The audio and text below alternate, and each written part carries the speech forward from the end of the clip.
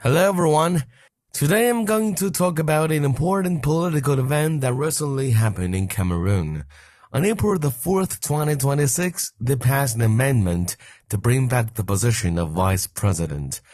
This position was abolished 50 years ago, but now due to the long-term governance of Cameroonian President Paul Biya and future concerns, the government has decided to bring it back.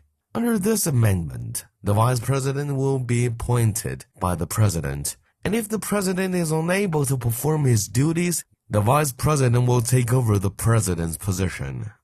The government believes that this reform will help enhance efficiency, but the opposition argues that it will further concentrate power. In particular, the Social Democratic Party proposed that the vice president should be elected jointly.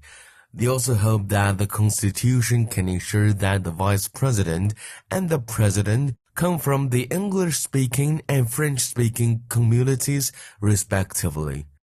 Although the reform has been passed, there are still many uncertainties as to whether it can be successfully done. It remains unclear whether this will lead to true political stability. In this news, we can see that Cameroon's institution directly shapes political structure and power. The opposition believes that this measure was way too hasty and did not fully consult the opinions of all parts of society. This actually shows a problem in Cameroon's political system. Even in a democratic country, leaders can still strengthen their power and change the political structure by amending the constitution. In addition to the formal system, Cameroon's political life is also deeply influenced by the informal institutions. These institutions often play an equally important role. For instance, Cameroon's political environment has long been highly dependent on the personal power of the president.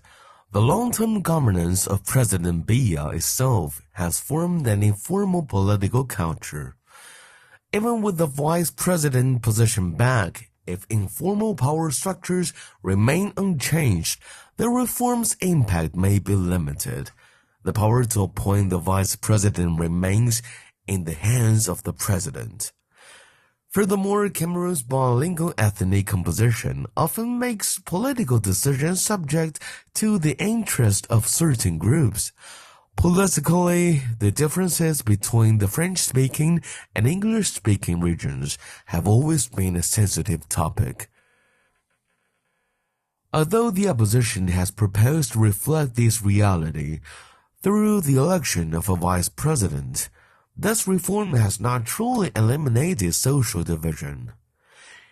This piece of news perfectly reflects an important concept we learned last week. Democracies rely not only on formal institutions, but also on informal institutions that influence political behavior.